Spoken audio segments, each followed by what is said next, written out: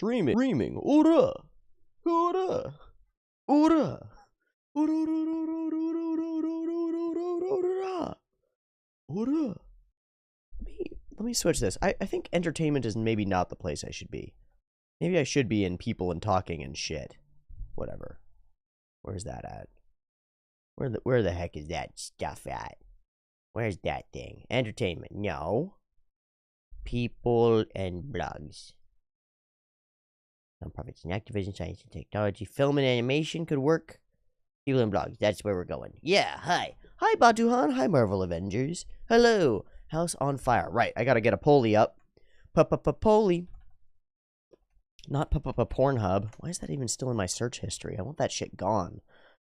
All these reminders of a lifelong past. Fucking assholes.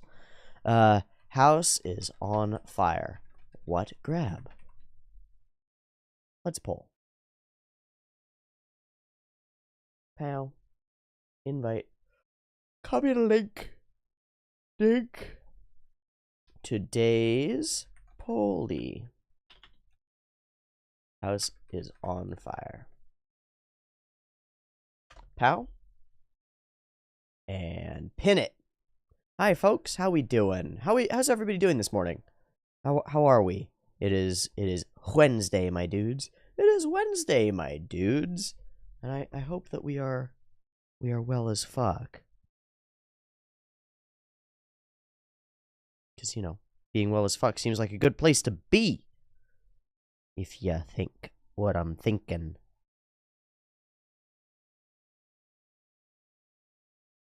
I'm doing pretty good. Had a fun day yesterday. Why was it fun? What was fun about it? What made it fun?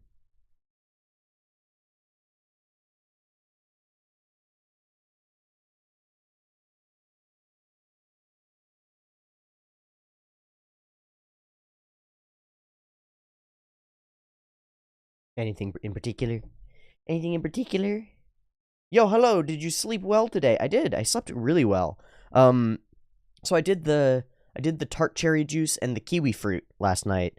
And again, so this is night 2. Went to the beach with some friends, which I haven't done before. Awesome. I'm so glad. You mean haven't done before ever, or haven't done before in a while? I guess you said haven't done before, so you mean ever. Shit, dude.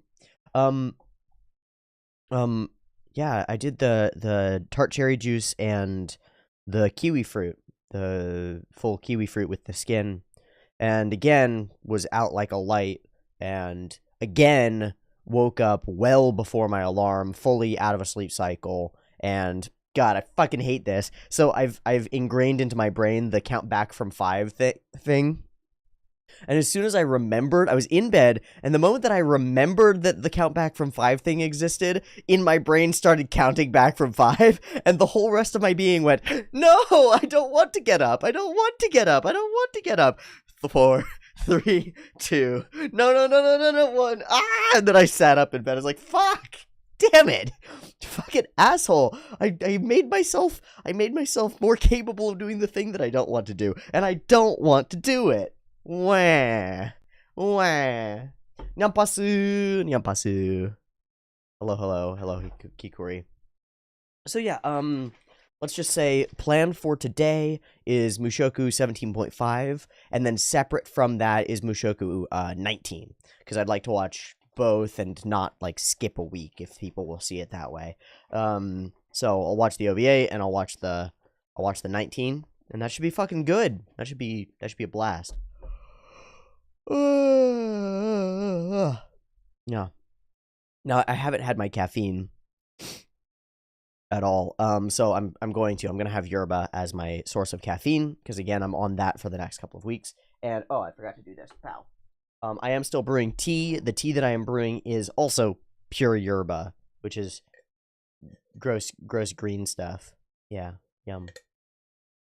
18 star. I don't know what that means, Mad Lad. Nyan Pasu. I don't know what that means, Fi. What does 18 star mean?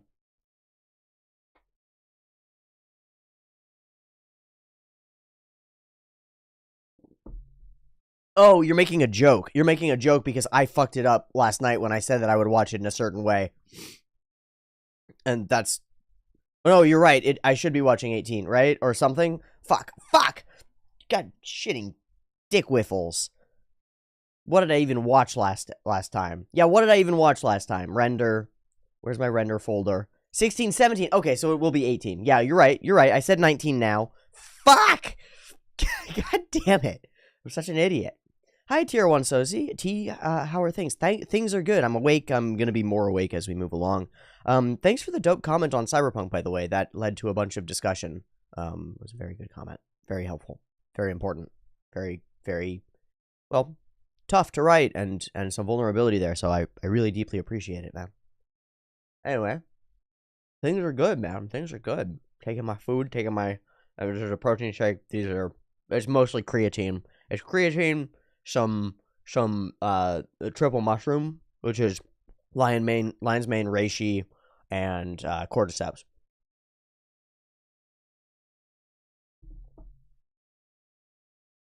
That's all I'm really taking this morning.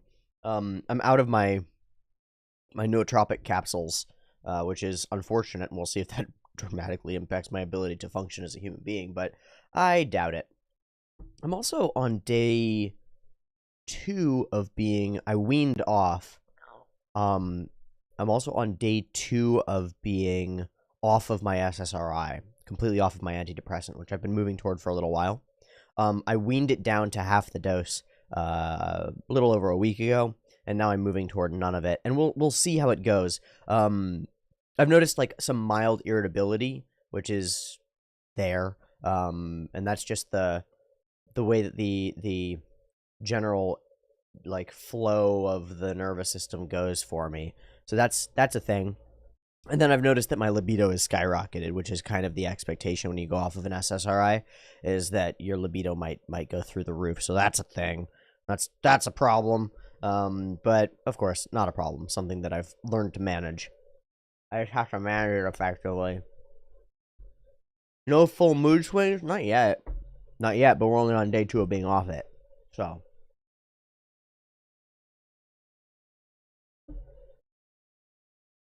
In a week or 2, I should end up finding whether I'm coherent or a monster. You know? Well, not a monster, but a mess. A fucking blob of mess. But I found that I'll put it this way.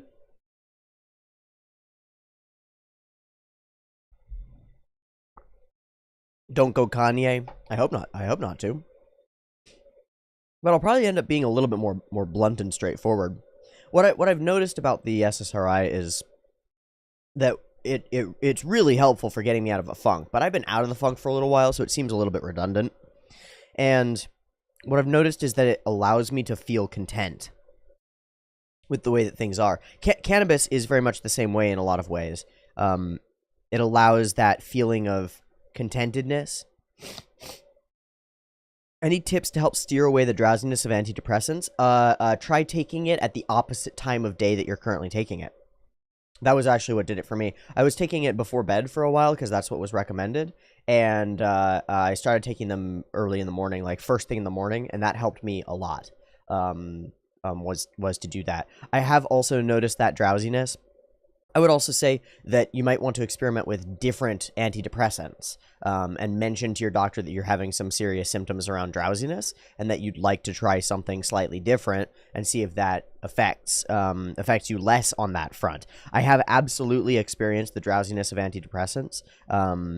It seems to reduce my overall like go muscle, and so finding some way to reincorporate that and do that effectively, I don't know. Hey Willie, what's up? Let me see if anybody has posted in the poll. Cock says Chad Cockman. He's damned right. I would grab my cock too. Coat, wallet, phone, valuable books. In that order. Pets. Sure, fair enough. Breakfast. I'm hungry, but says Madzia. I mean, good enough. Good enough. You know, it'll be pre-cooked at least by the fires of hell that are marching and burning up around you. It'll at least be a warm breakfast, so that's good. Oh man.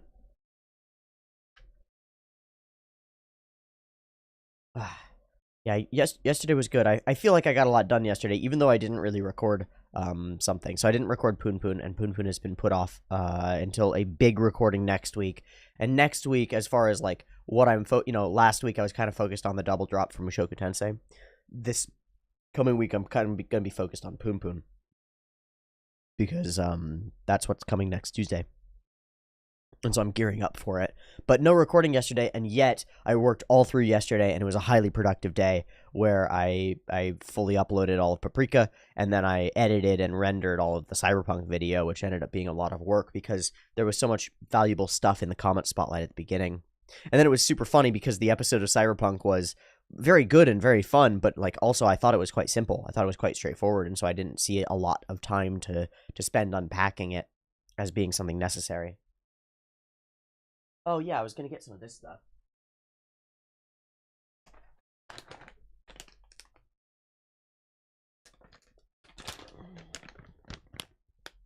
I don't like this tea.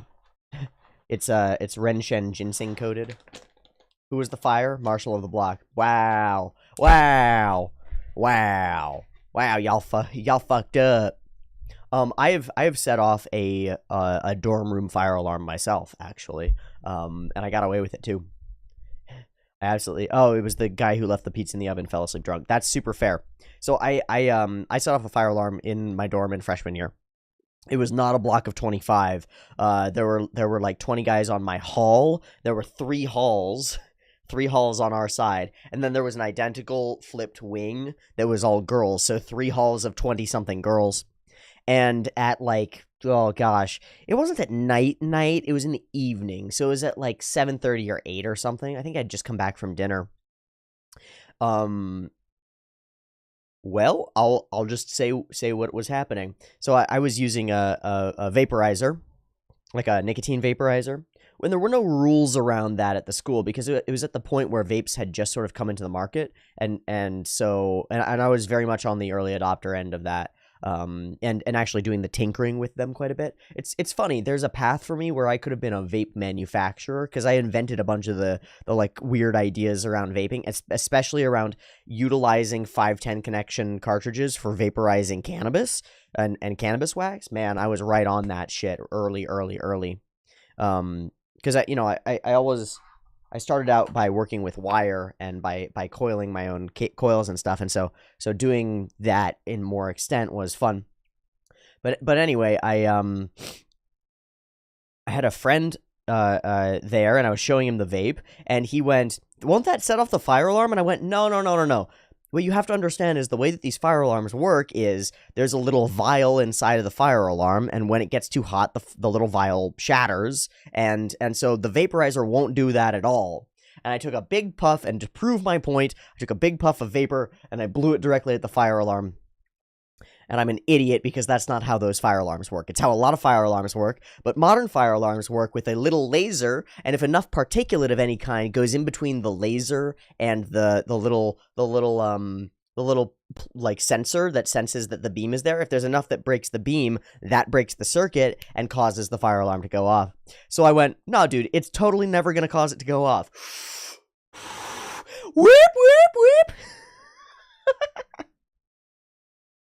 And so myself and all the, God, like 120 people in the dorm room, some of them in towels because they were ready for a shower or right out of the shower, people with food in their hands just like miserable and they were eating, are all out on the lawn in front of our dorm. And I watch as and I'm in my head, I'm going, that was just a coincidence. That was actually just a coincidence. There is no way that what I did set off the alarm. There's no chance. That's not how these fucking things work. Well, I'm an idiot, and I watch as I see the lights go on in my room after the firefighters go in. The lights go on in my room. I'm like, uh-oh, I think it was me. Uh-oh. And they looked around, and they did a search of the room, and they searched for, like, what could it have been? What could have caused this? And they came to the conclusion that must have been a malfunction, because there was no indication of fire or anything else that could have caused it. Because it was just water vapor in it. It evaporated like immediately. So yeah. That's how I set off the fire alarm accidentally and then got away with it. Fucking nuts. Um, almost as bad as there was another time that was very scary. This was a totally different situation. What I had just received an ounce of cannabis in Virginia, an ounce of weed, like a brick of weed. I had just received it in the mail because I was working programming for a weed dispensary, making their websites and stuff. And I had received this fucking ounce and had torn it apart and was in the process of taking the weed and divvying it out into bags so that I could store the shit. And we had split it between myself and some friends. I wasn't really dealing drugs. We had gone in on it together. It's like when you go and you split a cow or whatnot. I was putting it away, and my friend grabs my vape, takes a huge puff, and puffs it directly into the fire alarm without thinking. And the fire alarm goes off as I'm sitting there with an ounce of weed on my desk that I haven't put away, and my room smells exactly like weed. It's like, fuck! Shit! So I stuff all that stuff into my desk and open the window and try to fan out the room a little bit. And walk out, wait for the fire department to show up. The fire department shows up. They go, they search the room. They don't find anything. They don't mention anything about the weed smell that was definitely there. And they leave with no idea why the fucking fire alarm keeps going off. This was a different year, different time, different place, and all that stuff. So understandable that they wouldn't recognize that it was me. But still fucking rough, man. Fucking crazy. So yeah, those are my fire alarm experiences. And they are excellent. They were quite a bit of fun.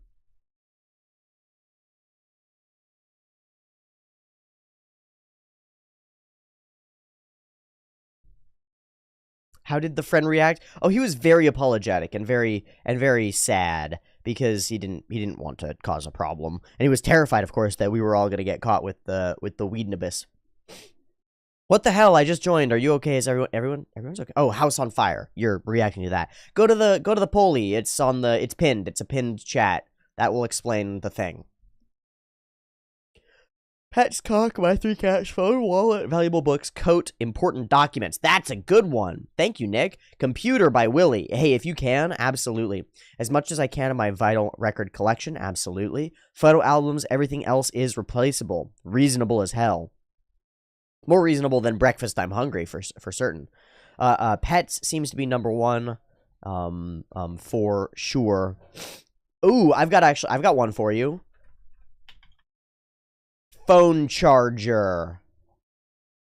Phone charger. Look, your phone's already in your pocket, unless you're a fucking asshole. Your phone is already with you. I know that you're going to grab your phone. Grab a charger. You need a charger. Full blurred eyes. Oh boy. Covered in tinfoil with large lights hanging over it with a very... He was a grow room, huh? He was doing a full grow? Ha!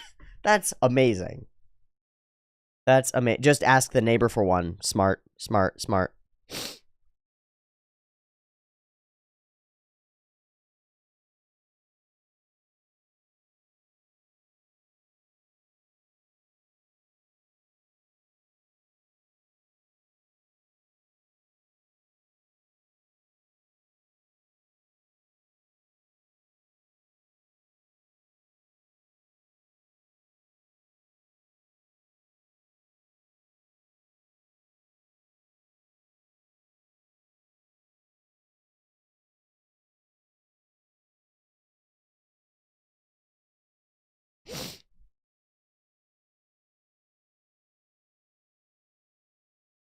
Wait, what?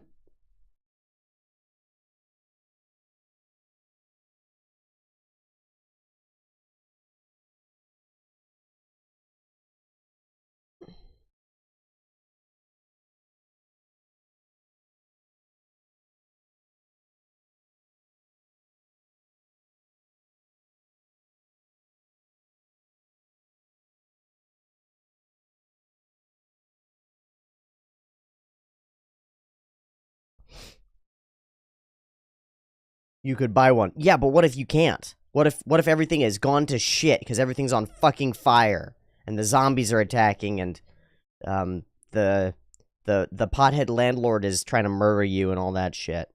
What then? What then? What then, motherfucker? What are you gonna do then?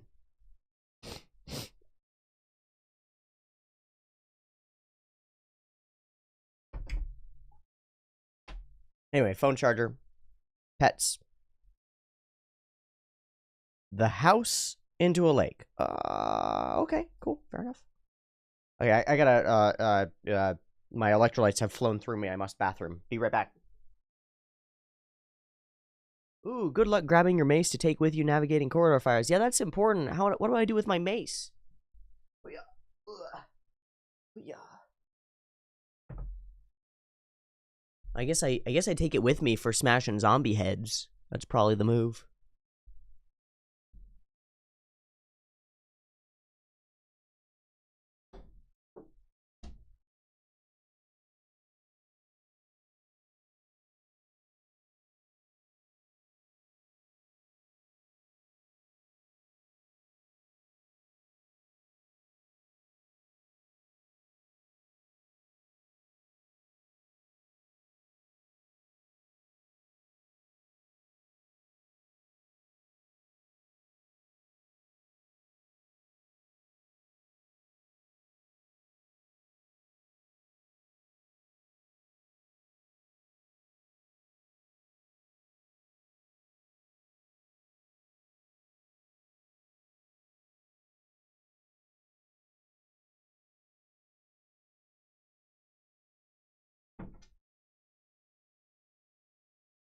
Oh, shoot. I forget it. I have to do laundry today. Today is my laundry day. If I do not do laundry today, I will not have clothes for gym. And this is problem because need clothes for gym must feel like sexy boy in order to lift weight good. Look good, feel good, lift good. Yes? Yes. Yes. So I'm gonna have to wash some clothes. Fuck. Unfortunate. Unfortunate indeed. Oh, right, I have to brew my tea. Brew my mate. Glad to be able to catch at least some of your stream. It starts right before I have to sleep because of time zone shenanigans. No, time zone shenanigans. My greatest nemesis. My greatest nemesis. Do you think a 3-man party is a good size for a first-time D&D campaign? I literally only have 2 friends. I'm planning on DMing. Yes. Yeah, actually. You can run D&D one-on-one, motherfucker. And you should. Look, okay, tier 1 Soci, let's help you out a little bit. Let me grab you a couple of resources that you need badly, okay? So tier 1 Soci, let me grab you a couple of important resources. These are very important.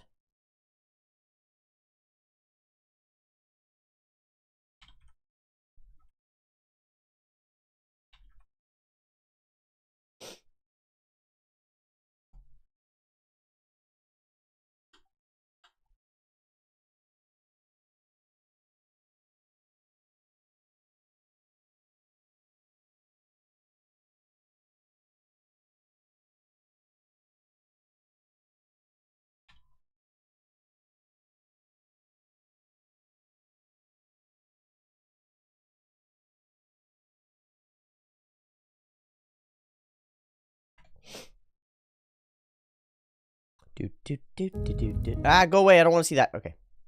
Animated Mice and Murder Parts of Phantomatics season premieres, live compilations, behind the scenes, Adventuring Academy. That's what I'm looking for. Adventuring Academy. All seasons in order. That's what's up. Fucking rad. So, TR1 Soci, bam. At TR1 Soci. This one is less important. These are just for fun, okay? These are just for fun. Read this or watch this shit. These are just for fun. And then I'll get you the important one in a second. Running the game. There it is. Hi, Matt. Hi, Mr. Matthew Colville. Matthew Colville. And then at TR1 Soci, this is the Running the Game playlist, pal. And let me just show you. Let me just show you what I'm talking about here. This is Matt Colville. This way I give you a little teaser so you actually get invested. This is Matt Colville on Running the Game. And we'll just watch his intro video, because this is years ago that he made this video. My name's Matt Colville, and as you can see, I am a white, middle-class, middle-aged nerd. And if you guessed, I bet that guy plays D&D, you would be correct. This is my channel. So far, it's so old. Dungeons and Dragons. Here's the pitch. I want to turn you from someone who wants to play D&D into somebody who wants to run D&D. Being a dungeon master is fun. It's creative, and it's not that hard. But if you don't know how it's done, it seems intimidating. Maybe it's kind of hard. Critical Role. Or Acquisitions Incorporated. And a beholder comes through. No, Chris, why are you so mean? I got a way bigger one. And thought, wow, that seems awesome. But those guys are amazing. I could never do that. They're so special. Well, that's nonsense. First of all, Matt Mercer and Chris Perkins have been running the game for like a million years. Yeah, do for not forever. Compare yourself to them. They're no. craftsmen who've honed their art to a fine edge over literally decades. When you start off, you'll be terrible. You'll be a noob. I realize that's not the most encouraging thing You'll to be say, a fucking noob. Will be new, and they won't know you're terrible. That's right. the secret. If you They won't play have with a your clue. friends and none of you have ever played before, they will think you are amazing the way everyone thinks Matt and Chris are amazing. And after a while, you will be a great DM. And the thing is, it will be fun the entire time. It'll be fun while you're terrible at it, and it'll be fun while you're great at it. So if you're interested in running, I'm here to demystify it and show you it's easy and awesome. Why would I go to the trouble of making a YouTube series just to teach you how to be a good DM? Because I am a river to my people. The Turks pay me a golden treasure, yet I am poor. Because I am a river to my people. Oh, such a good line. Colville always weaves, Then you would be a shitty DM, Kikori. Tonight for you'd be a shitty DM, Kikori, because that's not what you do. That's not what you do. What I want to show you is this. So you see how Colville looks, how he's presenting himself, his whole space and all this shit. Let me just scroll down a few years, and let's go to What Are Dungeons For example, the most recent video in the Running the Game playlist. Look at the clarity of the camera. Look at the lighting. Look at the background. Look at the overall vibe. If anything, is Dungeons and Dragons about? Listen to the quality of his microphone. The overall quality of his production. Why is that the case? Well, because when he made that first video, he didn't have these subscribers. And now he doesn't just have those subscribers. He has Flea Mortals, a book that he wrote. A different thing that he wrote. He's got the Castles and Conquests or whatever thing, which is a book that he wrote. He's running a fucking D&D magazine that's third-party and unaffiliated with Dungeons and Dragons or Wizards of the Coast. You know, like Dungeon and Dragon magazine, Dungeon magazine and Dragon magazine used to be, but those don't exist anymore. Now he's the one who's running it, third-party, unaffiliated. He runs a full shop and he runs a full company called MCDM, Matthew Colville Dungeon Master, and he runs MCDM Productions. How and why? Well, because he gave away all of his information for free for years. He gave away all of his information for free for years, and that garnered him millions. Hi, everybody. My name's Matt Colville. And 1.9 million views on this intro video. Millions of viewerships. Millions of people who are interested in this guy, and at least a sizable chunk of them, he is actively convinced to go and Dungeon Master and play this wonderful game with their friends, and so he's got a relationship with them, and they trust him. And I trust him. How fucking interesting is that, right? See, I think there's a lesson to that. I think there's a lesson about how to be. But more importantly, I just wanted to mention it because that's Colville, and you should watch his entire playlist called Running the Game, because it's just an absolute wealth of information. Sounds like you should run Call of Cthulhu, Kikori. Actually, yes, run Call of Cthulhu. Holy shit. I'll show you Taliesin running Call of Cthulhu. Oh my god. That shit's dank. Woof. Taliesin Call of Cthulhu. Call of Cthulhu, Shadow of the Crystal Palace. Good evening, children, and welcome to Oh, so terrifying. Good evening, Call of Cthulhu, children. Shadow of the Crystal Palace. We'll be getting into that Kikori, vibe in that's a little for bit. you. In the meantime, I'm... Kikori, that's for you. And then I want to see, what is this? What is your PSA on Lovecraft? Oh, and this is the beginning where he's like, Lovecraft's got some problems. It's got a couple issues, you know. High wire balancing act between the scale and fragility of the human experience set against a hostile world has always been my adrenaline candy. And before we begin, it's worth noting that the man behind the name most associated with this genre was a problematic mess even by the standards of his time. But it is a big genre with lots of big things happening in it right now and many voices doing really important work that is going to be heavy and terrifying and great. And I'm excited to show what you can do with these tools so that you can join the nightmare choir of the never living and maybe make the story a little less about him and a little bit about you and what scares you. Fucking Taliesin is the most terrifying eldritch entity that I've ever seen. That man scares the shit out of me. And I mean, I love him. I think he's amazing, but he scares the shit out of me. My computer, fire extinguisher, good luck. Wet cloth, yeah, to wrap over your face, not a bad idea. And photo albums, of course, are still a good answer, I think. Pets and photo albums, eh? Fair enough. Fair enough.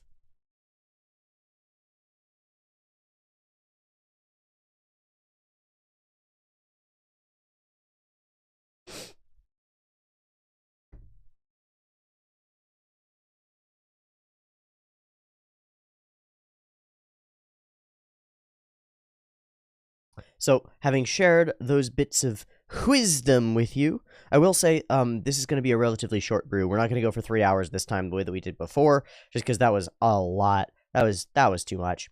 And also because I need to go get a shower in and get cleaned up. You can tell I'm still wearing the same damn shirt that I was wearing yesterday, so that's a problem. I was still wearing the same damn shirt I was wearing 2 days ago. That's a problem.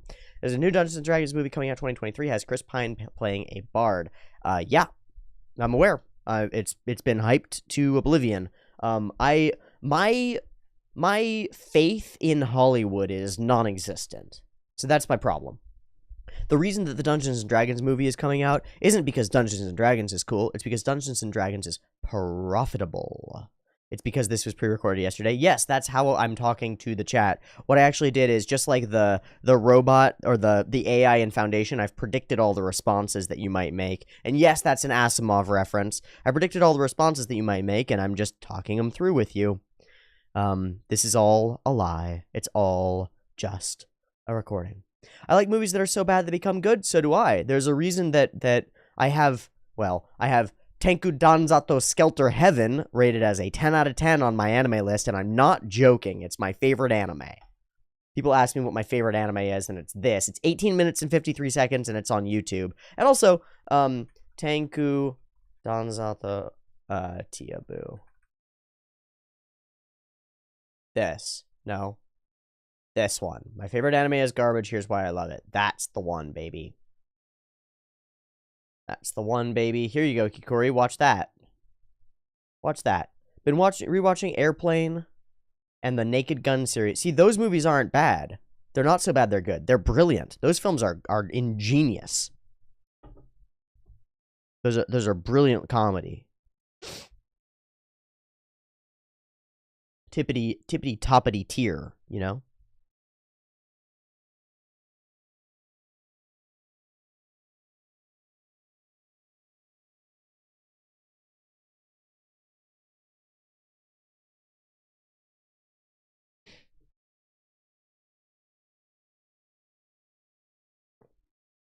Most of the chat are bots made by T anyway. Yeah, I made all of you. You don't even know it. You think you're conscious. You think you're conscious, but really, you're an NPC created by me. I generated you, motherfucker. You'd be nothing without me. I made you.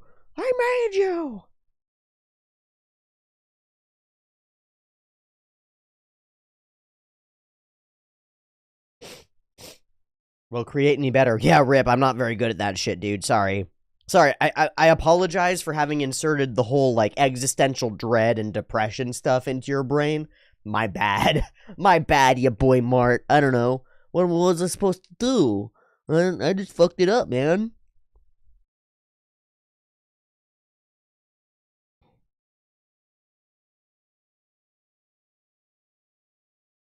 Sorry, can't create you better. Already done. You're already out of the assembly line. The steel, the iron has already cooled. The bronze is already cast. The wax mold has melted away, and there is no more forge for the fire. You're just stuck now. Hi, Samyak. Hope you're doing well. How have you been, T? Pretty great. Still here. That's about all that I could ask for, right? I'm chillaxing right here where I am. You can melt us down and recycle us at least? Yeah, I suppose. Turn you into bruiser bottles. But I'd rather convince you that there is a different way that you can make yourself. You know, we all get churned off the assembly line incomplete, but that's the point. Our incompleteness makes us capable of journeying. No, my house was not on fire. Just click on the poll. It tells you what's going on.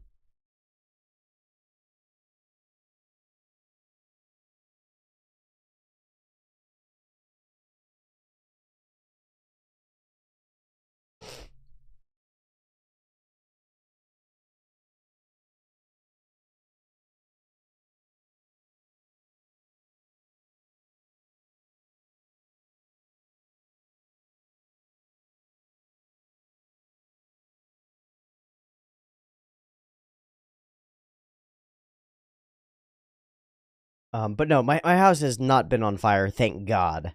Houses do go on fire. I do live in Southern California, so I realize now that might be bad thing to joke about because, you know, fuck fires. California, bad. But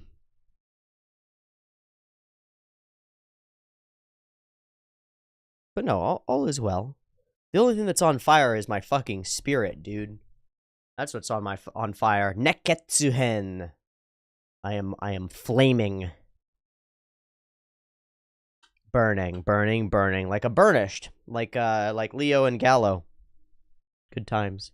It's fine. You're more likely to get an earthquake anyway. So that's not true. That's not true. Far more likely to have a forest fire. Forest fires happen every year, multiple times. The earthquakes, the big ones, they only happen every once in a while. So I'm far more likely to have a forest fire. Now, the amount of destruction is far higher during the earthquake, so, you know, it doesn't really matter.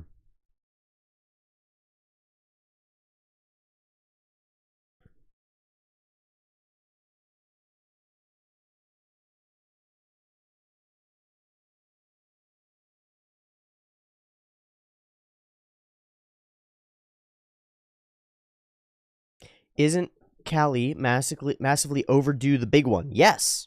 Yes, we are. It's a problem. It is a problem, and one of the reasons that I need to get the fuck out of here, man. I mean, really, I need to get the fuck out of here.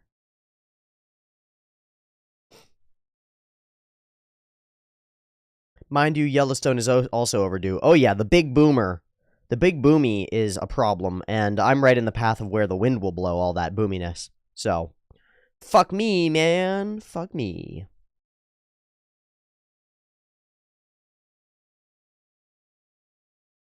Lots of things that are overdue. Lots of things that are ready to burst. That's the way that the world is. We sort of, you know, it actually reminds me a lot. I really like the image. I watched the first episode of Gridman a few days ago with a friend just to show them what the trigger show is. And in the first episode of Gridman, or in the story of Gridman, you know, everybody's just walking around, and Yuta looks up at the sky and sees these giant kaiju, these like monsters, these stone monsters that are like statues up in the sky. And he goes, "What the fuck is that?" And everybody goes, "What are you talking about, man?"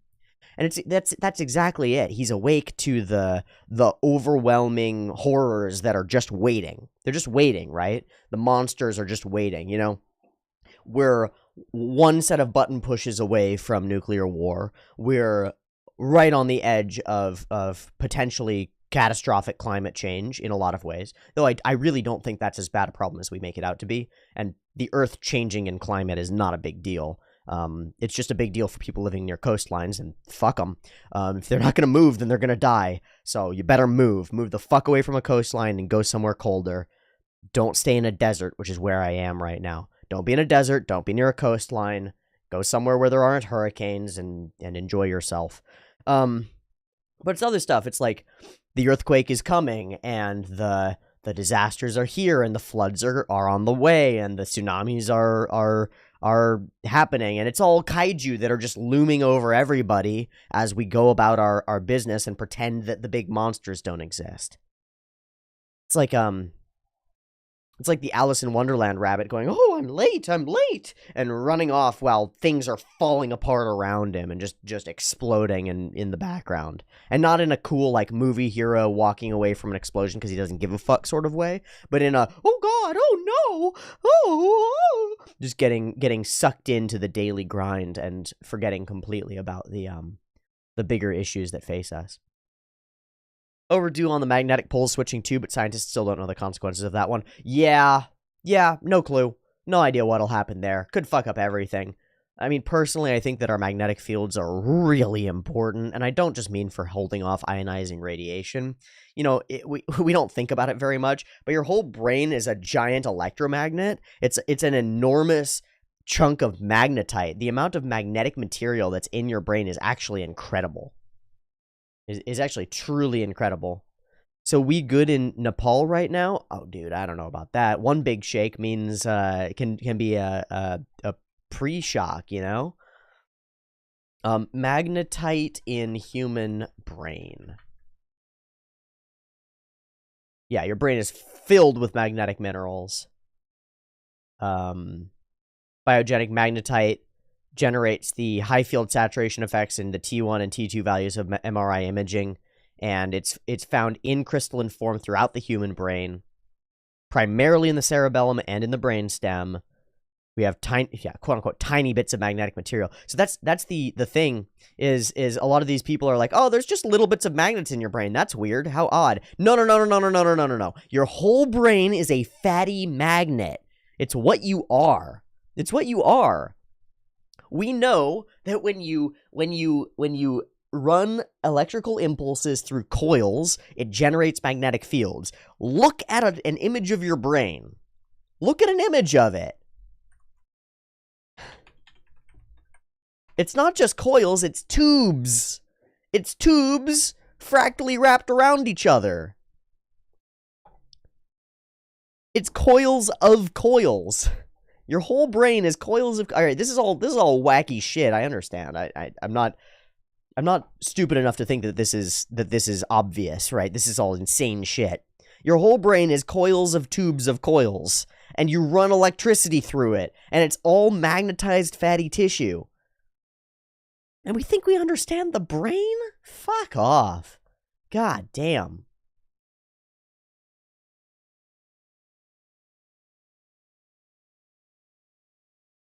There's only a bit of microplastics in you, don't worry. And lead, and other god knows what. Yeah. Plenty of bad things. But I'm talking about magnets. I'm talking about you are actively and intentionally made of magnet. Like really, your brain is magnet, and as far as I can tell, your existence isn't in the electrical impulses of your brain. It's stacked on top of it, but your existence is actually in the magnetic fields of the brain. And those magnetic fields seem to manipulate the space in between. That's how I think of it anyway.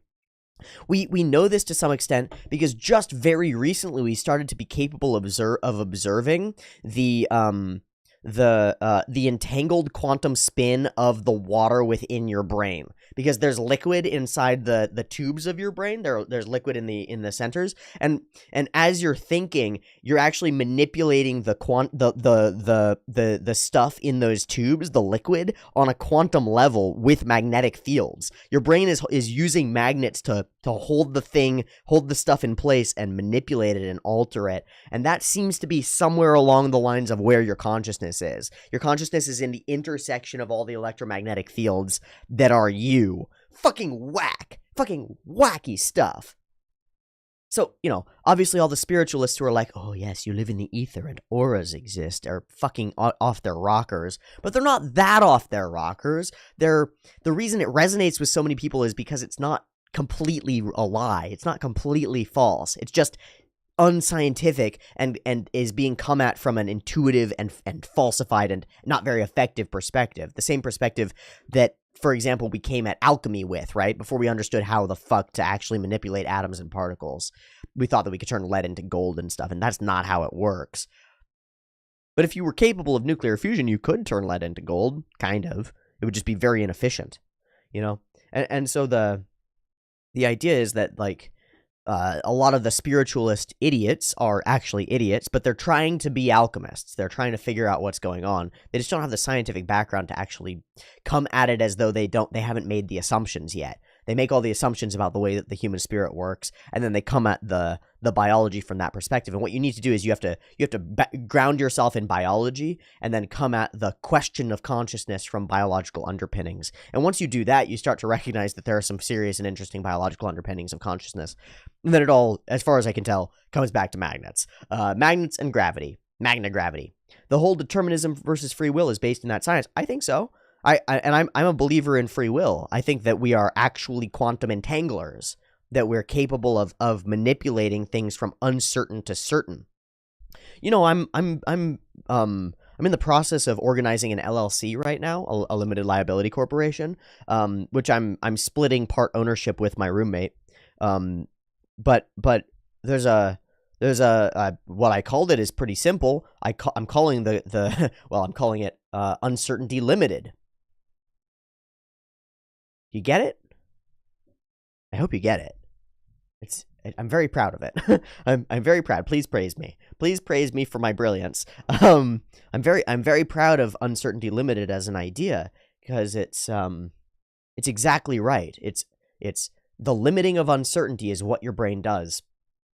And so, and it's also what I want to do in my life in many ways, is to, you know, for example, there's infinite media out there, you might say. There's more anime than you could watch in a lifetime.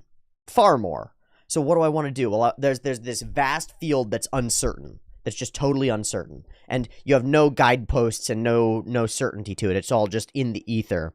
And what I want to do is I want to give you some certainty, and I want to say, these are the things worth watching. These are the things worth doing. I want to limit that uncertainty down. And the same is true in like a product space, right? So there's the product space of water bottles, for example. And there's infinite uncertainty in water bottles. You don't know what the fuck you want or in a water bottle. How would you? You haven't seen it yet. And I want to limit down that uncertainty by doing the evidence-based research and figuring out via really, really trying from a scientific perspective to understand what the best thing could be, and limit it down to one product, and then sell the one product, and limit your uncertainty down to the one thing. Does that make sense? But all of it is I think, what our brains are for. I think what we are for is taking uncertainty and ordering it into certainty. We take chaos, and from it we make order. We comb through and separate the wheat from the chaff, and turn the uncertain flow of all things into the certain flow of things that work and are true. And that seems exactly right. That seems exactly right. Another way to think about it is soap. Is as soap. We are like soap. We divide the dirt from the thing that remains. You know, you're a dirty, damn dirty ape covered in detritus. And you uncover yourself. You carve out what could be, what is certain about you, from that detritus. And you separate soap you separate the dirt from the reality, the wheat from the chaff, the useful from the not useful. And the same goes for, you can do it internally inside your brain. You've got a lot of thoughts, and most of your thoughts are like, blah, blah, blah, blah. They're all over the place. They're not locked in. They're not in a line. They're not ordered. They're not organized. They're just flowing. They're just out of whack, right? And that's not bad. That's a very useful place to be. It's the place of free association. It's the place of creativity. But you have to limit that down to something certain. Otherwise, you won't be able to act effectively, and you won't be able to think effectively. And you'll be in that sort of mode where you're like, well, I don't know what's true, and I don't know what matters, and I don't know what to go toward, and I don't know what to go away from, and I don't know who I am, and I don't know any of these things. And that's kind of why we need labels, and identity labels specifically, and why there's so much trouble around identity politics, is because people, well, we've got this zeitgeist of postmodern theory that says that labels and identity and limited uncertainty doesn't matter. It just doesn't matter. And that's not true. It matters. It matters what you call yourself. It matters what you think of yourself as, how you label yourself, what you are. It matters how you represent yourself in the world, what symbols are yours. It's why I'm so fucking obsessed with symbols and symbolism and drawing them. It's why I care I care deeply and why it has materially altered my life to figure out this symbol, for example, which is my signature. It took me 28 years to figure this out. I've had a shite signature for a while, and I figured this out, and it's like, wow, that's me, and it tracks. It makes sense. And what you can see that I've been doing this in terms of attempting different patterns. These are T talks too much attempts. TTT forming an M. T talks too much. You know, or melding in biologies and double helixes. What does that symbol mean? I assume you mean this one. This one. These are my initials. And I would dox myself by saying anything further. But what does it mean? It's a drill. It's a mountain above the clouds, and it's the tip of an iceberg that is my consciousness and my soul. This is the waterline. The ocean, the unknown, the deep. This is me raising up above it and being capable of looking around. And this part that descends below, this part of the Y shape that descends below, this thing is the indication that there's more going on beneath the surface. Because what it does is it indicates that the whole entity goes on and goes down. And if you were to spiral this out, the actual pattern goes down to about here. And that's about right. Because this is what you think of as your conscious mind, and everything else drips down beneath and sits below the waterline, unseen, but determining the shape and the flow of everything. Samyak, as you ask these questions, I would recommend that you go and watch what I posted on the other channel just yesterday. I posted Paprika, and Paprika, we go a lot into dream and symbolism as we go in that movie. So I would really recommend that you go and check that out.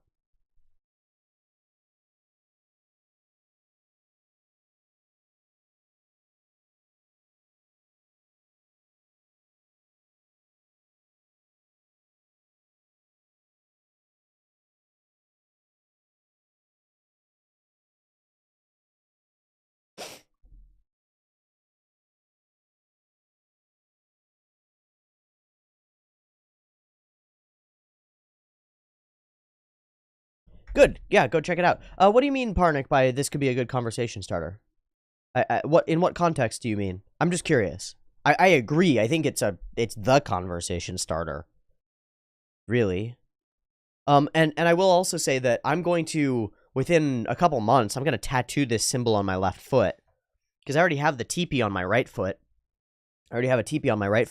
This symbol is going on my left. Because this is the symbol of structure and order and myself and reality and being, and yeah, it's fucking sick.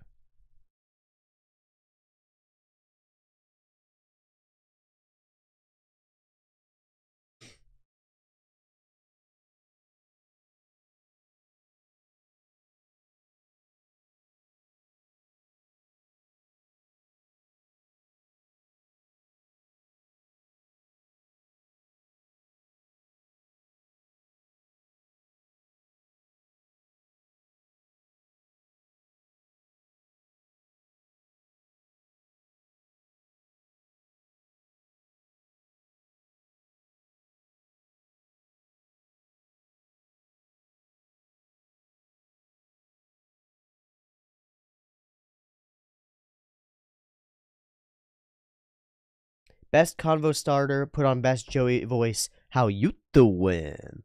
How you doing? I'm glad that I get that. I'm not a friends of file. I believe that's friends. Watch it be a different fucking show. Okay, let me see.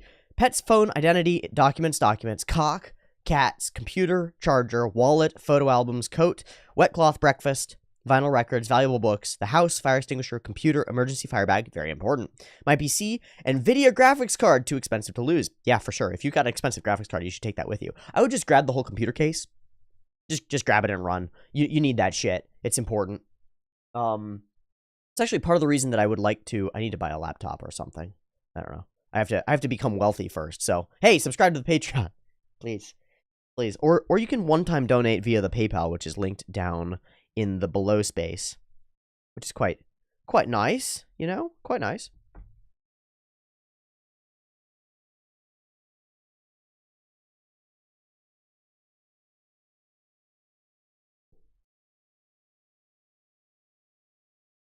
I mean, I have a laptop, just a laptop, though. Yeah, fair enough. Well, I mean, just a laptop is a whole lot of power. Saying my PC is assuming the other humans can grab themselves. Yeah, fuck the other humans. Who needs them? Who needs humans?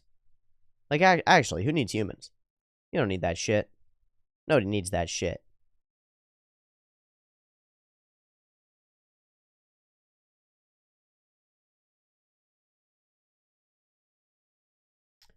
Any books you have been reading right now? I haven't been reading super much. Not nearly as much as I should. I did read a page of Young this morning as part of my waking up process, but I haven't been reading nearly as much as I should because I've been a distracted bitch boy. I'm a failure. I'm a failure. But I'll mention, my list is read Young, read Man and His Symbols. I'm still so barely through it. I don't want to carrot browse. Oh, that's F7. Okay, great. Let's turn that back off. Wish I could donate. No way to actually transfer the money for me. What does that mean? No way to actually can you... PayPal doesn't work? Because I've now set up PayPal so that you can PayPal.me, and that should be global. If that's not global, then I need to figure out something else. Do you have like a reading list online somewhere? I'll get around to that at some point. I do not. But I'll tell you. Still reading the Tao Te Ching. I've read the Tao many times, and you can just find it for free and read it. I've read through the whole Tao multiple times. So no, not still reading it. More often, I was pulling that up as reference material, I think. Because Russia. Oh, yeah. Well, yeah, that would do it. That tracks. Sorry, fucking Russia, man. So Man and His Symbols, this is crucial. Emotions Revealed, this was recommended to me by Ed from Psyculturist. I've read just a little bit of it. You can see where my bookmark is. It's just a few pages in. And it's fantastic. It's really quite fascinating. It's Paul Ekman. I haven't gotten deep into Fry yet, but Anatomy of Criticism, 4 essays on criticism, is going to be interesting, I'm sure. And then... some other things that I've been reading. Well, Atomic Habits is a need. You have to read the book. If you haven't read this one yet, then what are you doing? I mean really, this one is the life changer that I know about. I've heard about your foot tattoo, not the signature, in a Poon Poon episode. Are you public about its meaning? Did Psyculturist ever upload your vid on his site? I never saw it when I checked. I don't think so. No novels, says Elevone. I get my fantasies from anime at the moment. The novels that I have are I have 3 Strauss novels. I've got Accelerando, I've got Singularity Sky, and I've got Iron Sunrise, and that's all I've got. Let me see. I might have to transfer it from my phone, so give me a moment. I'll pull up a picture for you, actually.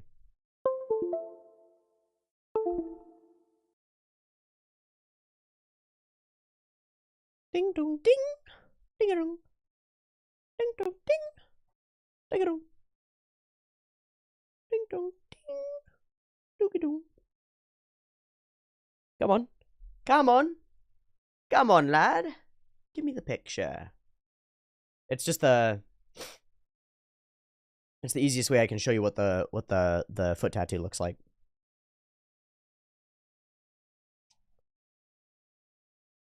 That's a video, that's a video.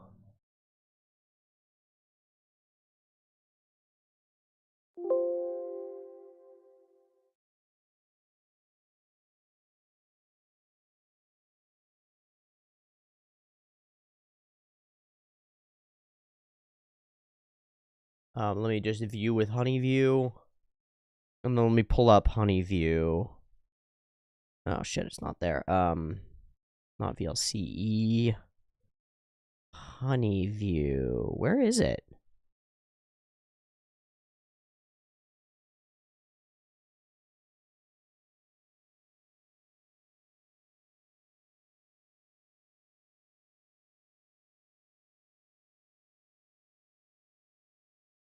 Okay, I'll just use this one. And I'll just do Honeyview. Okay. And there you go. So that's a picture. Obviously. And let me just close this way so that it blows up large. And you can see on my right foot there, this is the day that I chop the foot off and put it in front of the camera. Easier way to do it. This is the day that I threw away all of my nicotine. And so I took this picture of Michelle. Here, let me show you. So there's the full photo. I took this picture of myself, and you can see that on my right foot is the teepee design. It's quite a simple tattoo. It's just a teepee. It's a tent. The meaning is quite simple too, to some extent. My father, when he was 17, I tattooed this on myself when I was 17, and at that point, I was living alone over a summer. T gets new subscribers. Hell yeah! I was living alone over the summer, working at a law library at my university, and at about the same age that my father was, I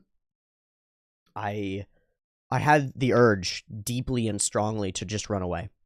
To just walk away from it all, and to get on a train to nowhere, and to leave, and to, I had a backpacking backpack and a sleeping bag and a tent and stuff. I had everything that I needed, really, to just walk out of society and walk away. And I decided not to. But I really spent some time thinking about that urge and really considering what it meant.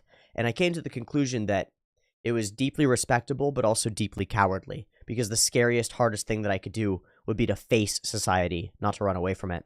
We glorify running away. We glorify going out into the woods and being natural and all these things. We glorify it in stuff like Palahniuk's books and books like Into the Wild. We glorify those things, and I came to the conclusion that I didn't want to glorify them, that I didn't want to live that way, that I wanted to be a part of things.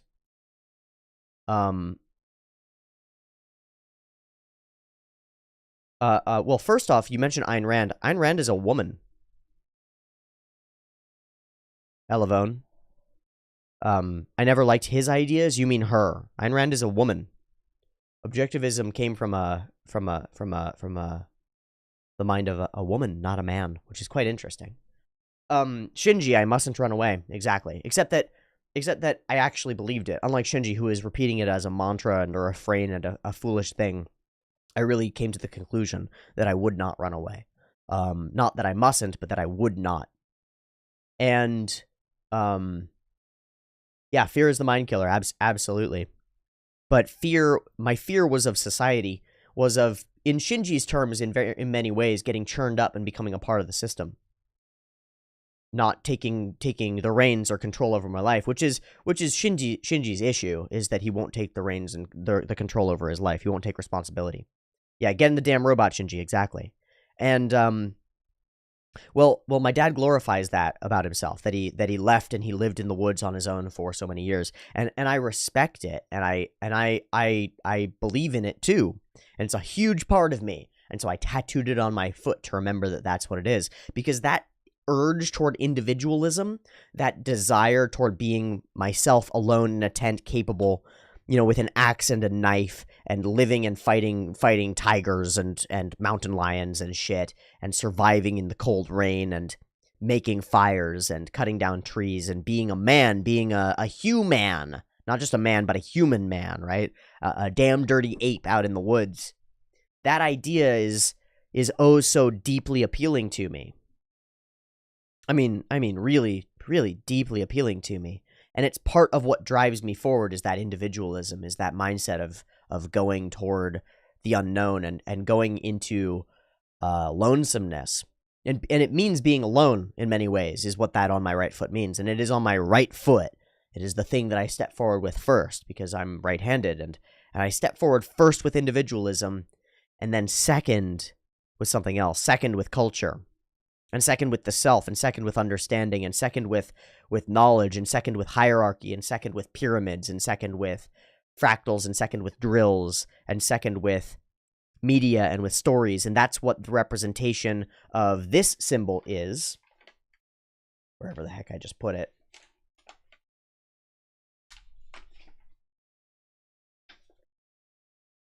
That's what the representation of this symbol is.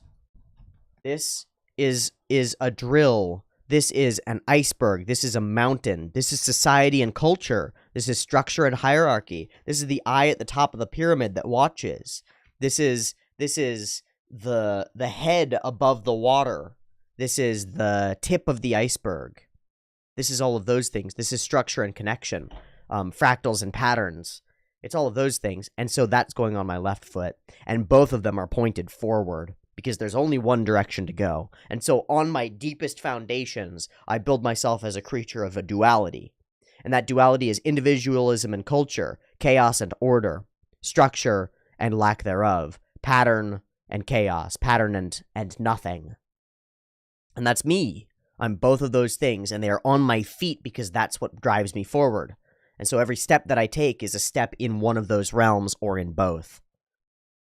T live streams his next tattoo? Honestly, not a bad idea. It'll be a long fucking stream. Because it takes hours and hours to stab yourself over and over and over and over with a needle. But I would do it. I would just do it to prove that that's what I was doing and to have a record of it. A record of the pain, you know?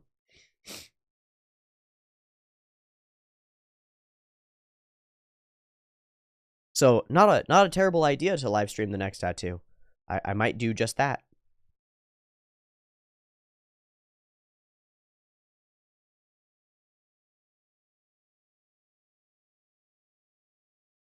But we'll see.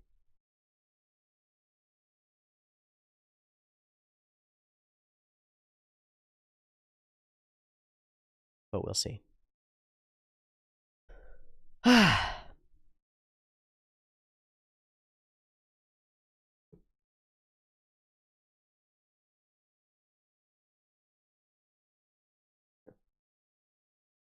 So we move toward... We're an hour in. We'll move toward wrapping up.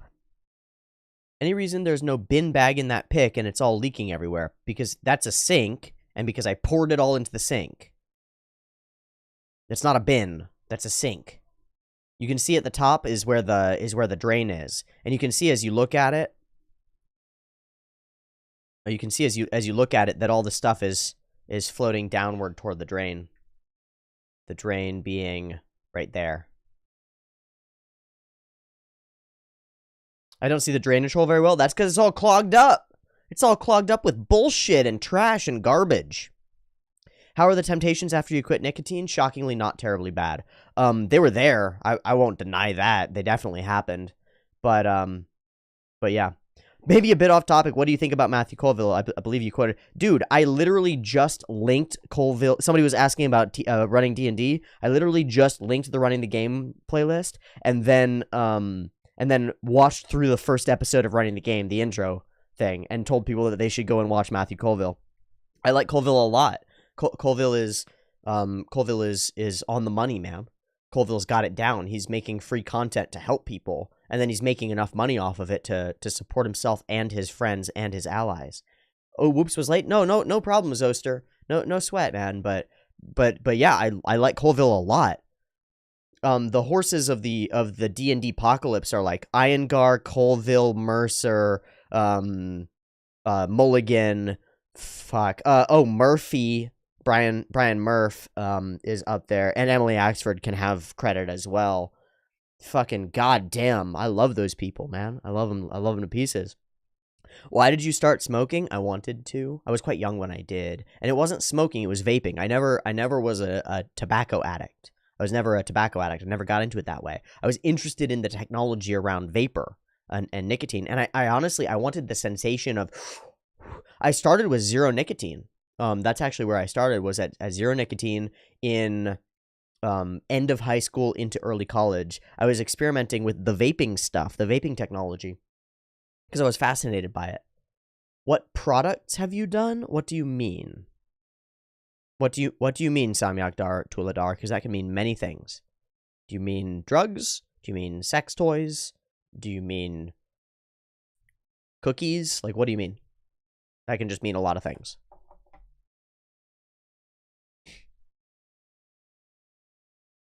Drugs. A lot. I've done a lot of drugs. It doesn't matter. I remembered watching Dimension 20 clips and seeing your compilation of Brennan. Yeah, I think my most video ever is Jeremy the Scream Beast. Blood Keep, but it's just Jeremy. Yep, that's me. Let me switch this around. Yeah, so that video at the top with 120,000 views, I think that's my most viewed video, and that's on my T&D channel. So this video should exist. It's also entirely unrelated to all the content I make, so I guess I'll put it on the backup channel? Sure. Yep. Yep, you'll absolutely see those. As far as answering your question, Samyak Dar Tuladar, I don't think I'm going to answer that question completely, not in this context. I'm totally open with history of my drug use. I've used plenty of cannabis, and I've used plenty of different types of psychedelics, including dissociatives and entheogens. I am what you would call experienced. More T&D content soon. Really like the Gauntlet. I haven't been playing a lot of D&D, so that's really tough. And I've been experimenting down so many other pathways. I'm sure that I will circle back to it. I'm sure that I'll circle back to it. I just don't know. I just don't know when or how. You can. You can. Do you take notes when you read stuff or no? Not really. Not usually. Sometimes. It really depends. Usually what'll happen is I'll just read it and incorporate it, and then hours later I'll hit a revelatory moment or something, and I'll be like, oh shit, sick, and then I'll go and do it. Any anime you are planning on showing your housemates soon? We're a few episodes in toward Gurren Lagann, so we might come back and check that out. We watched the first episode or two of Devilman Crybaby together, so we might come and check that out again. But no, I don't have any specific plans really. Don't have any specific plans, really. Which is totally fine. Any anime that you want to check out? Yeah, I would like to rewatch Full Metal Alchemist Brotherhood, and I'd like to do it on camera. That's been my burning desire for the last couple of weeks, has been that I would really, really, really like to watch Full Metal Alchemist Brotherhood and really dive deep into what I think is going on in that piece of media, because it's too powerful a myth. Any new anime? No. No. They're new. How the fuck would I know what they are? No, I don't care. I'll watch Chainsaw Man eventually, because everybody wants me to watch it. But no. I don't really care. There's too much stuff out there. There's really too much stuff out there. So following that flow is really difficult. What I've done over the past weeks and months is that I've outsourced that. Have you heard anything about Bocchi the Rock? I hear about Bocchi the Rock every fucking day. And I'm not saying that in a bad way. I hear about it every day because people are talking about it every day. I'm aware that it's fucking awesome, and people think that it's fucking awesome, and I'm staying the hell away from it because I don't want to know shit about it, because I don't want to be spoiled about it. And that's the idea. Same brain cell. There you go. There you go. So that's that. Lots of shows out there, and yeah. Bocchi is great. I believe it. I believe that it would be greato, and I'm looking forward to watching it, and looking forward to running it up against some different things. What are your thoughts on salt and diet and WHO recommendations regarding it? So let me go look at the WHO recommendations on salt and diet. My thoughts on salt and diet is that most of us need more of it, not less. WHO recommendations, salt in diet.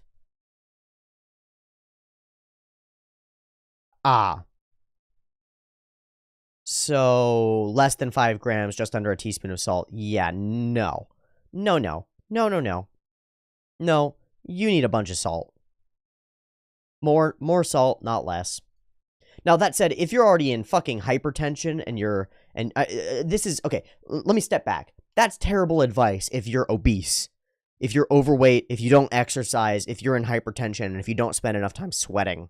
However, if you're active and you lift and you run and you are doing things and your body fat percentage is relatively low, you need to be eating more salt. And also more magnesium, potassium, and calcium. You need your electrolytes. I just this morning So I drank my greens drink, which is athletic greens, and in a month or two I'll give you a review on athletic greens because I've been taking it. I think it's actually great so far. I've really liked it. I've totally phased out all my other multivitamins in favor of one drink that is about the same price in general. So that's been interesting. But it's the greens, a scoop of a full electrolyte powder that I get a tub of for like $20, and it lasts me more than a month. Scoop of blueberry flavored electrolyte powder. But the electrolytes that I have are calcium, potassium, and magnesium, and they don't have enough salt. And then I took some Himalayan rock salt and I ground the shit out of it into my drink, mixed it with water, shook it up, and drank it. That was my morning. And then after that, I have my breakfast, which is a protein shake. I think you should be taking salt. I think you need salt. I also think salt makes food good. Use it.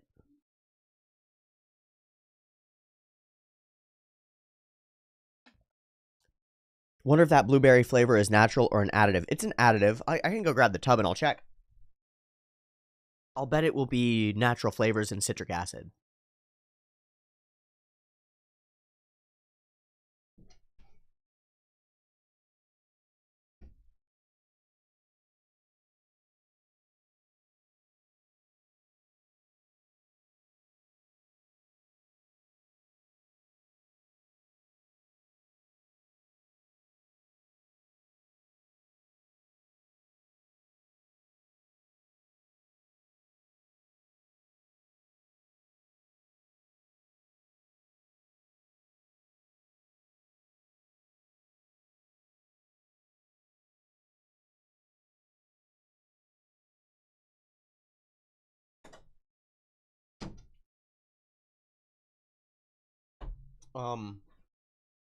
So I'll explain first before I even look at that. I'll explain why I started taking the electrolytes in the first place.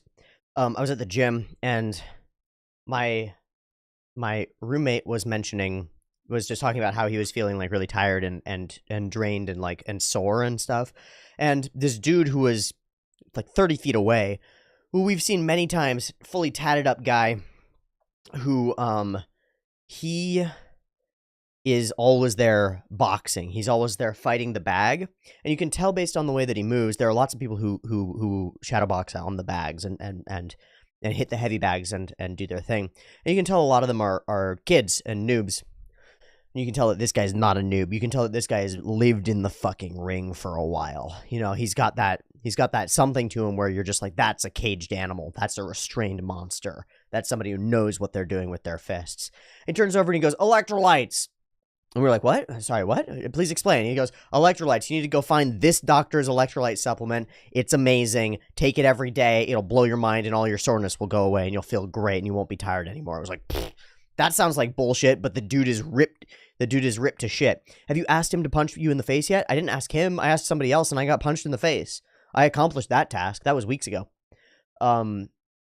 Anyway, he told us about a particular doctor's electrolyte powder. So I went and I looked it up, and the shit was super expensive. So when I just looked for electrolyte powders, I looked at the ingredients on the doctor's one. I was like, what are the ratios of active ingredients? And then I went looking for a thing that had the same ratios of active ingredients, and I found one that was like a quarter the price. And it was this one. This is Kepi electrolytes, Keppi, Kepi electrolytes. This is blueberry pomegranate naturally flavored. Great. So what it contains: 75 milligrams of potassium, 75 milligrams of calcium, 135 milligrams of magnesium, some chloride as magnesium chloride and sodium chloride, a very small amount of sodium, a large quantity of potassium, 1,000 milligrams, and some ionic trace minerals. And then in terms of other ingredients, we've got citric acid, natural flavors, so there you go, which is probably blueberry extracts and similar, but whatever. Silicon dioxide, which is a powder. Beetroot powder for color. Monk fruit extract, which is the sweetener, stevia leaf extract, another sweetener, and fruit and vegetable juice powder for color. And that's what's in it. I'm totally happy eating that. No problem. Honestly, modern fruit is not real fruit. It's candy. Depends on what fruit you eat. Eat berries. Fuck fruit. Fuck bananas. Fuck apples. Fuck oranges. Eat berries.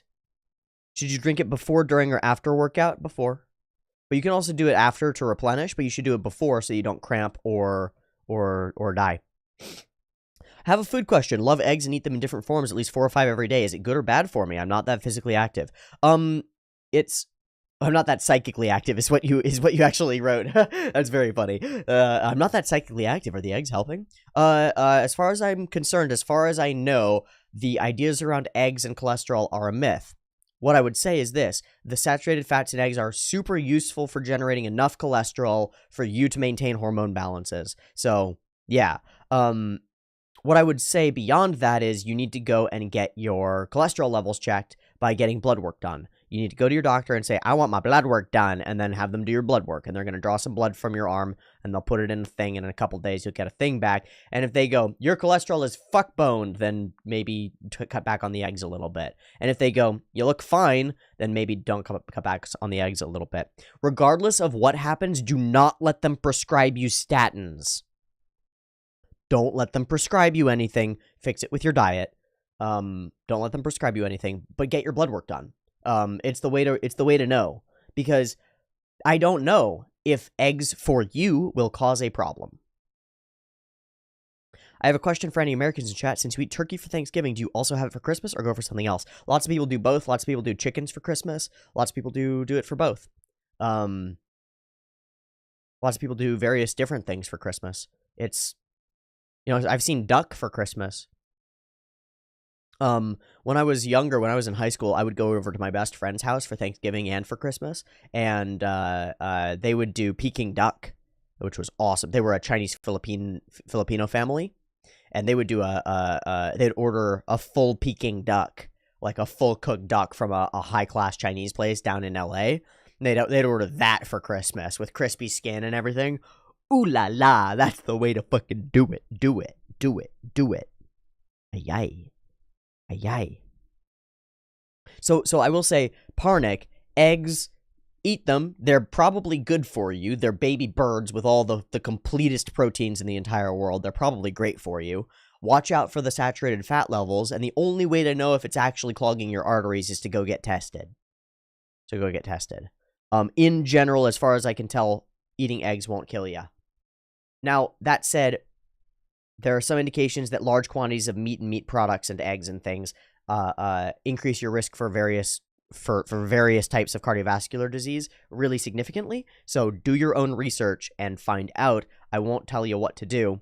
And I'll also say that I plan to move toward a plant-focused diet over the next weeks.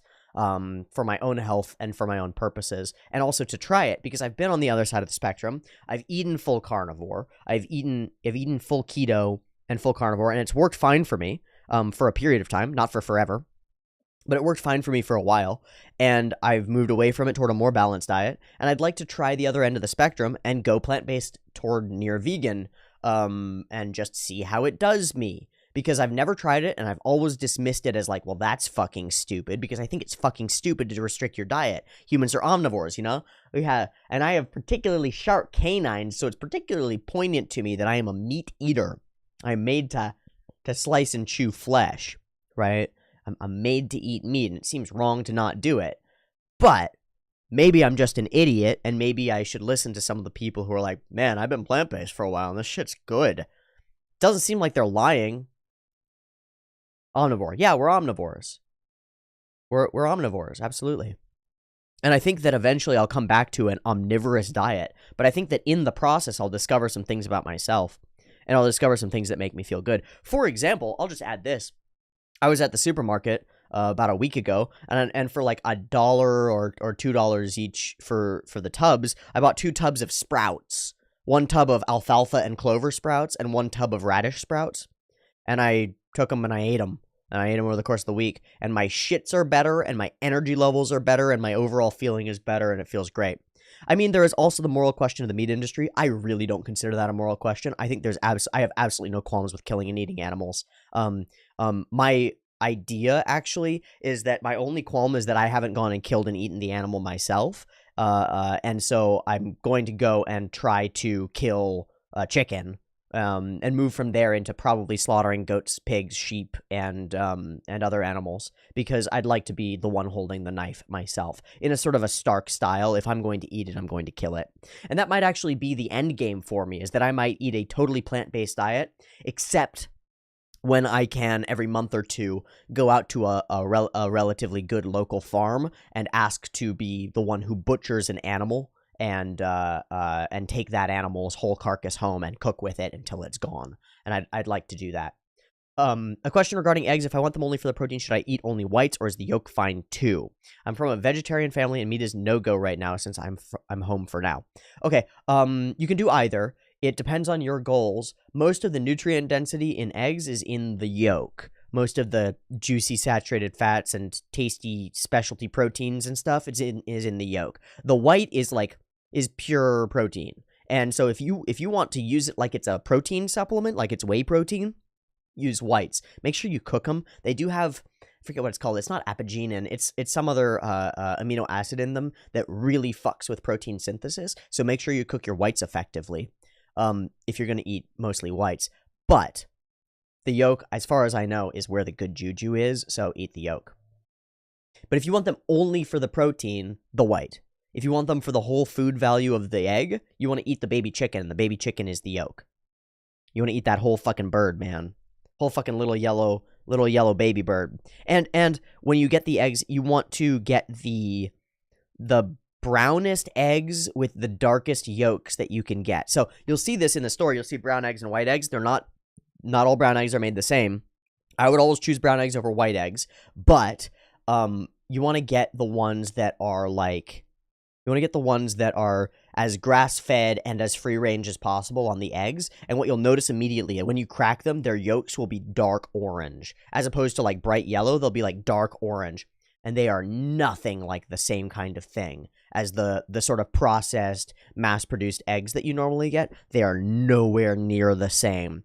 Pay the extra $1 or $2, because it's like $1 or $2 extra per dozen. Pay the extra $1 or $2 for some grass-fed ass eggs and eat the shit out of those, because they'll be delicious. Is boiling fine? Yes. However you want to prepare your eggs is fine. Just make sure that they're cooked through, especially the white is cooked through. I don't mind runny yolks, but runny white is a no-go. What? Let me look it up so that I don't misinform you.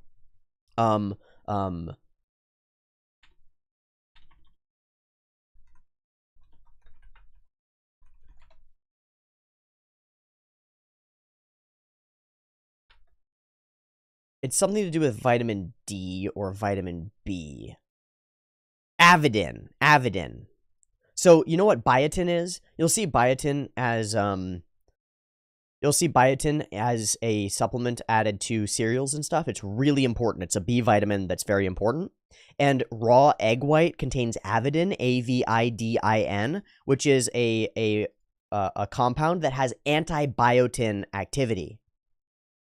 And avidin binds to a molecule of biotin and binds it and prevents you from utilizing the protein and the biotin that's in the egg. So if you eat a bunch of raw egg whites, you'll actually nerf your own vitamin B levels, like significantly. Some companies feed their chicken stuff to make the yolk more orange, so you have to watch out. Yes, you do. Free-range eggs are a lie in the UK at the moment, since all chickens are being kept inside due to bird flu, but they still get listed as free-range. You need to go to a more local farm. You actually have to order and purchase from a local seller. Oh yeah, I only do hard-boiled. I like it hard. Fair enough. I fry my eggs with sunflower oil. Is that harmful? Should I use a different oil instead? I think you should. Can you link that study, the one on avidin? Well, I can link you just looking it up, but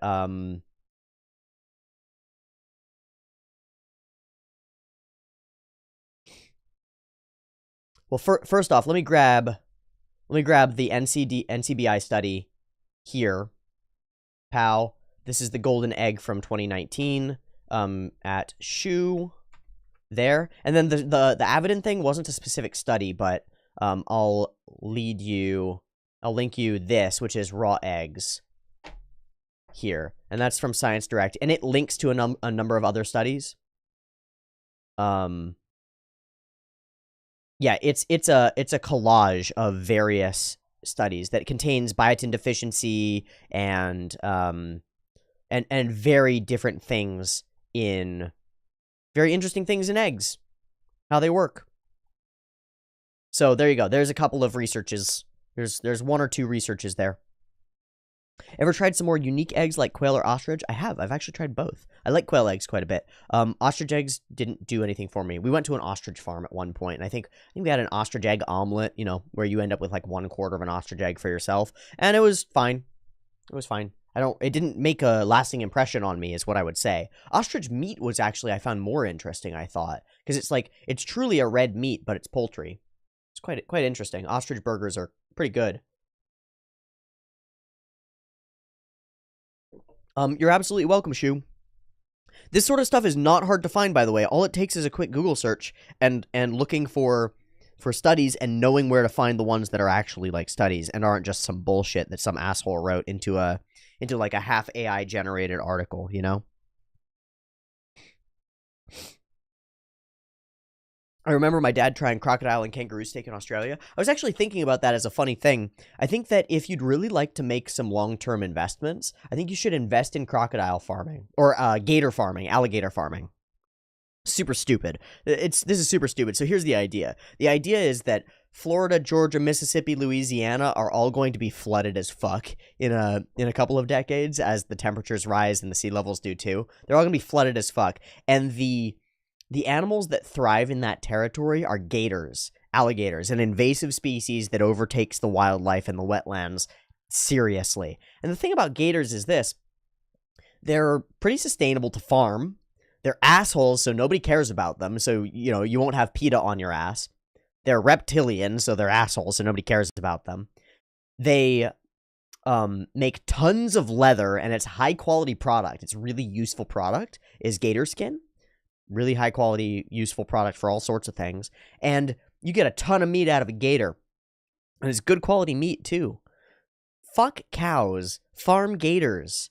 Farm gators in the new swampland of Louisiana, Georgia, Florida, that whole area. Farm gator. Farm gator, eat gator, sell gator. Black chicken is a local specialty where the meat is completely all black inside out. I've yet to have it, though. It's rare and expensive. I'm intrigued. I'd like to know what that's about. Or bug farms for food. Yeah, but the resistance to bugs is gonna be tough.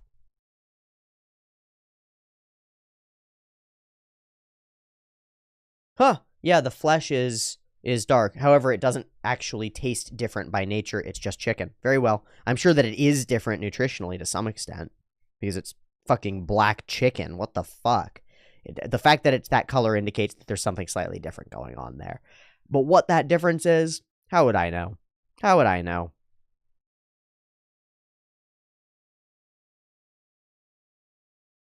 It's also called kalimasi. Cool. Black food, a local delicacy here, is charcoal cheese, which is a pure black cheese. That's kind of rad. Kind of cool. But aren't gators carnivores? Wouldn't feeding cattle meat be extremely inefficient? Gators eat anything.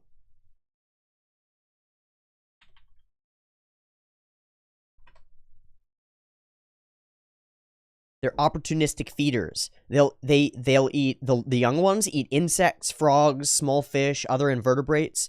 The adult ones eat rough fish, snakes, turtles, small mammals, and birds. They eat whatever they can get their fucking hands on. They eat whatever's around and lots of fish.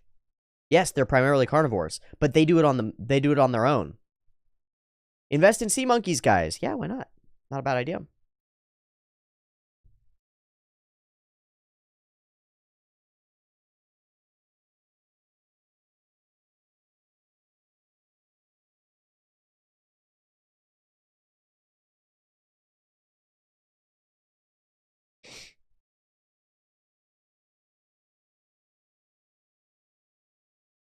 I'm gonna feed my gators Kobe beef, raise Kobe gators. Now that's that shit. That's what's up, man. Raise them Kobe gators. Happy, happy.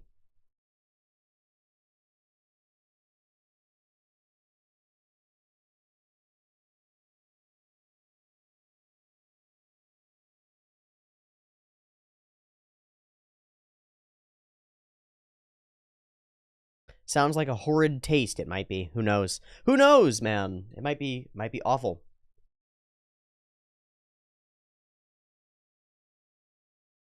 But gator meat itself is great. It's totally fine. Same with like snake. Snake meat is good. Fuck snakes, man. Nobody likes them. That's why I'm saying, like, PETA won't care. I wonder if you can even get marbled gator meat, or if the fat just goes to the tail for storage. I don't know.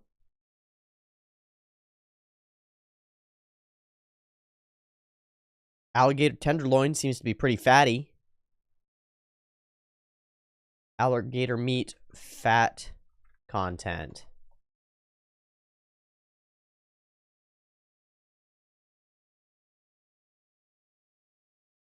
It's lean in general. Tail meat is white in color and tender.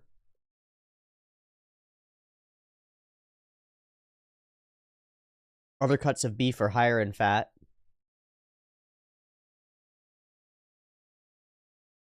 You can have it deep fried, you can have it blackened, marinated, tenderized, smoked as jerky. Oh, you can also eat gator eggs. Gator hunting is legal in Arkansas, South Carolina, Louisiana, Florida, Georgia, and Texas. Additionally, the meat can be sourced from farms. Used in gumbo. People would harvest the eggs and sell them as a source of income. Harvesting of wild eggs is illegal without a proper permit, but in farms, you can absolutely do so. The choicest cuts are the tail and backbone. Alligator meat has been described as having a mild flavor and a firm texture. It tastes like quail with a mildly fishy flavor and is often chewy depending on preparation.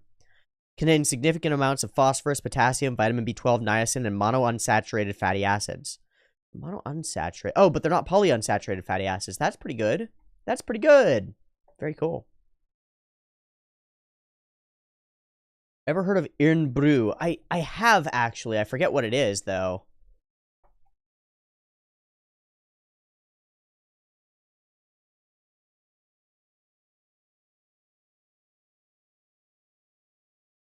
You said it's banned in America? Why? I don't see that, actually. Banned in America.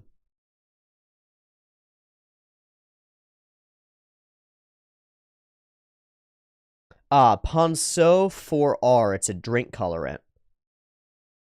So they use an alternative one in the US.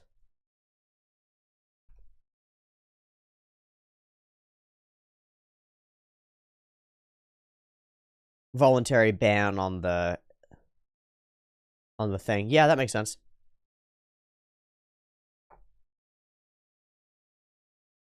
They actually teach you how to cook snake meat in the Indian Army. The units that are in the jungles, at least, I guess. I would believe it, yeah. You gotta eat what you can eat. Ah, yes, that orange drink, indeed. That Scottish orange drink, that is. All right, folks, it's heading toward noon. I'm finishing up my yerba, and I'm gonna move along here. So thanks for joining me for the brew, the Iron Brew. We talked about a bunch of stuff today. It was fun. They would just say iron girders. You just drink the iron girders. It's iron brew. It's brewed iron. That's what it is. That's awesome. That's very fun. So yeah, thanks for joining us on the brew today. Hope you've had a lovely time talking about all sorts of random shit. And no, my house is not on fire. Thanks for watching. I'm going to go take a shower and then move on toward watching Mushoku Tensei 17.5 and 18. Again, thanks so much for watching, folks. I'll see ya tomorrow, next time, for another brew. Peace. And I mean it.